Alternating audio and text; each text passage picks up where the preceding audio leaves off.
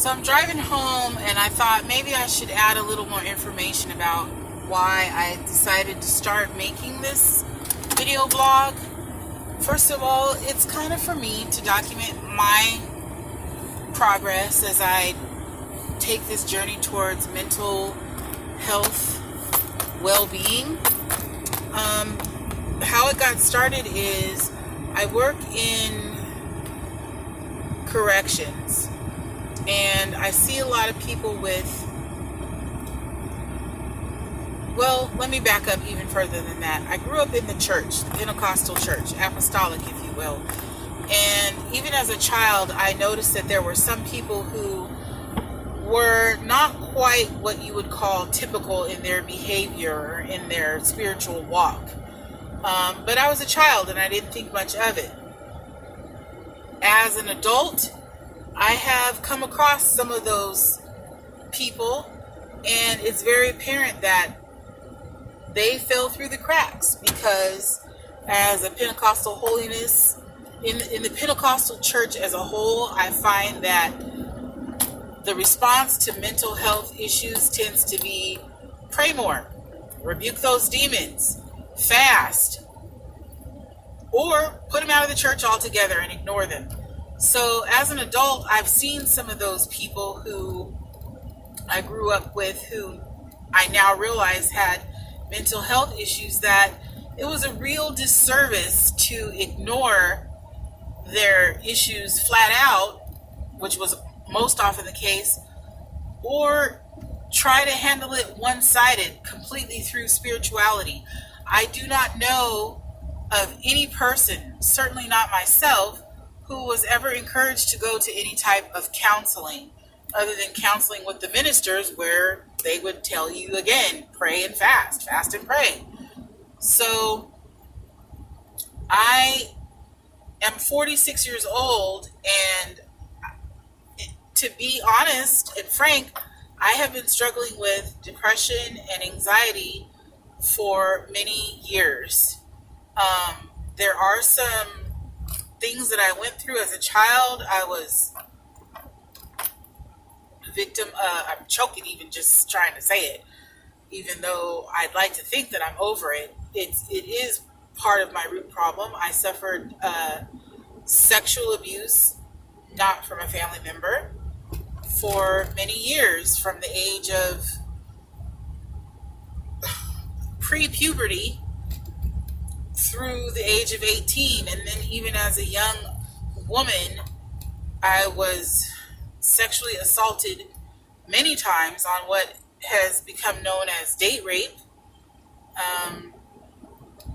and even would put myself in situations, or rather I would get in situations where I would feel helpless and then would just resign myself to whatever was going to happen. It even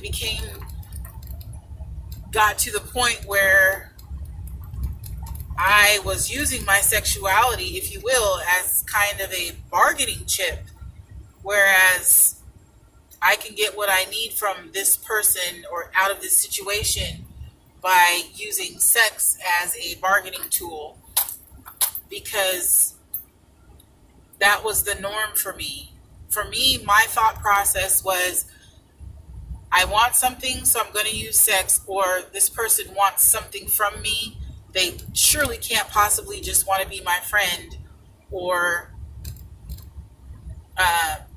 be engaging with me just for the simple act of human interaction. And that was, unfortunately, the truth. There is truth to the fact that once you've been sexualized at such an early age and in such a negative way, that you tend to gravitate towards those types of personalities and those types of situations subconsciously.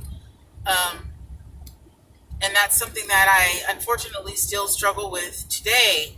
I'm very hyper aware of myself and other people, and it's a struggle for me to keep that in check. But I digress.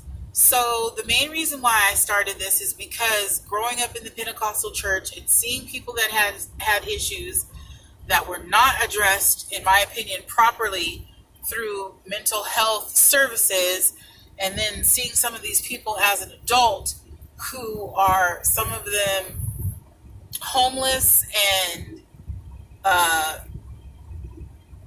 not thriving as productive adults, it really saddened me. And I decided I'm going to do these video blogs, if you will. I think that's what they're called.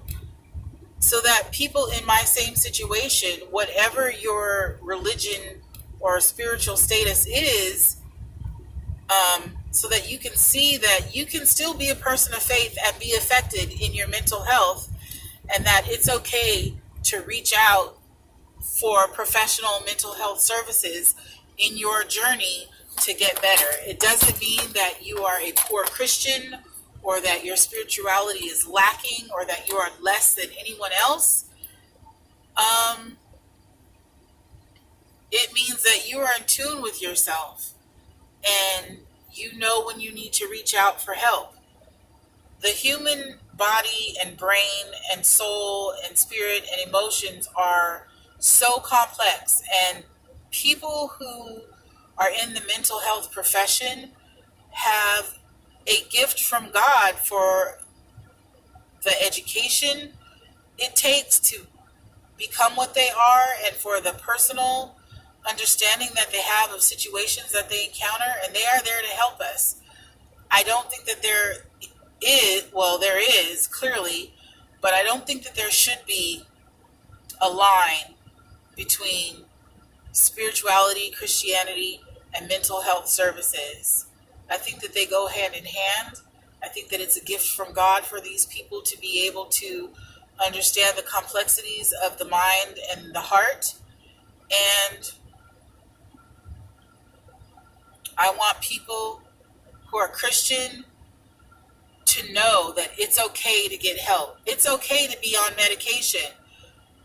You can worship and love God and still not be whole and still need more.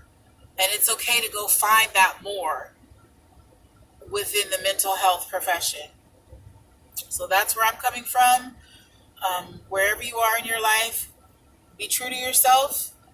And if you don't have the support of the people in your church, you have my support. And go and find other people who will support you. But do not suffer in silence. Do not condemn yourself. Do not feel that you are less than, or that you're oppressed, or that you're possessed. Sometimes we are broken, and there are people who can help us. You pray, you talk to God, you let him know your heart. He made you, he created you, he knows where you are, and you're not alone. He is always with you, but he's also placed people on this earth with gifts to help you as well. So be well, and know that God loves you, and there is help for us. Don't give up.